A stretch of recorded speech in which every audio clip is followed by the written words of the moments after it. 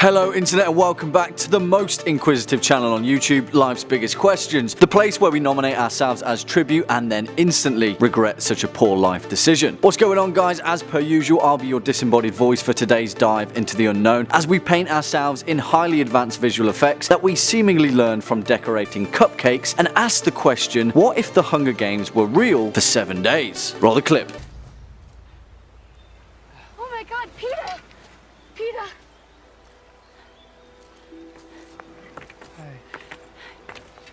Before we get into the complications of a totalitarian regime, you know the drill by now. If you're a fan of this video, the Hunger Games, Peter's makeup skills, or just Life's Biggest Questions in general, then be a dear and put those thumbs up and make sure to hit that subscribe bell so you can stay up to date with our most philosophically charged uploads. The hungry Hunger Games. Love them or hate them. Suzanne Collins' teen fiction trilogy, while also being a chart-topping best-selling series just behind Harry Potter, it got a lot of things right when it came to a post-apocalyptic totalitarian dystopia, and well, at least there was still a better love story than Twilight, right? Also, its more interesting reception was the proof of concept that it posed as a means to a political and ideological end. How do you keep the proletariat oppressed, living in meager squalor and fear of death for the extent of their simple lives? You make them kill each other, of course, but we'll get into that. You might not think it, but this story, through a lot of facets, has its origin rooted deeply in ancient Rome, the classical republic. Politically speaking, Panem, the dystopian nation that the Hunger Games takes place in, draws many of its machinations from Rome, a similar totalitarian dictatorship with an infallible public figure at its helm, and a police state in which smaller districts live in subservience to the capital, providing economic input in exchange for protection, in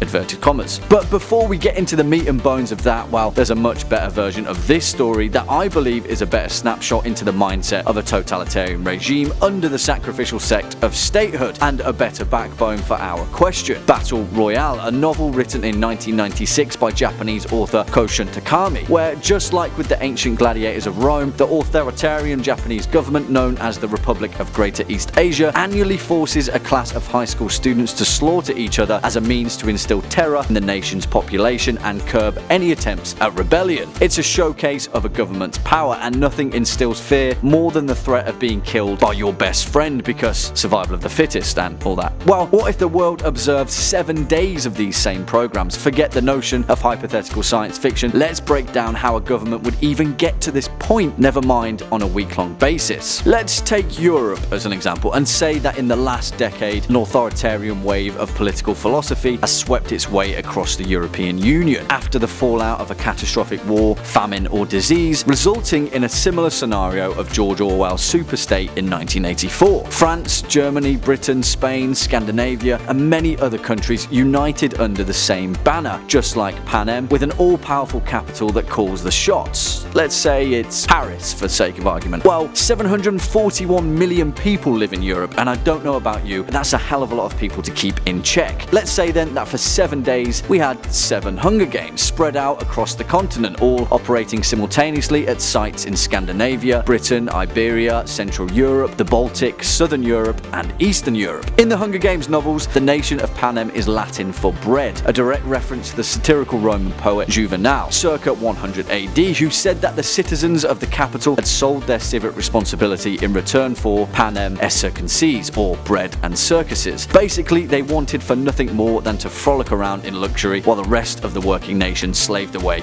in servitude. In our fictional superstate, people in Paris would be lining the street in the biggest calendar event of the year, the Super Bowl to end all Super Bowls, 7-day survival extravaganza, the week-long Hunger Games. People would tailor their wardrobes toward their favorite Hunger Games regions. Phones would be abuzz with live stream notifications, translators would be dubbing over commentator feeds in Swedish, Spanish, Hungarian, and every language from across the continent. There's a question that leaves this all perplexingly short, and it's startlingly obvious, really. How would the outside world react? I mean, how can the powers that be just get away with this this prescribed, state-sanctioned inhumanity. Sad truth is that it's relatively straightforward, and we only need to look toward a nation like North Korea to understand that sometimes borders aren't just geographical, it can be a conscious blockade from the rest of the planet. What goes on behind closed doors can, and often is, utterly and unequivocally controlled by an authority. We can hark it back to our comparison of the gladiators of Rome,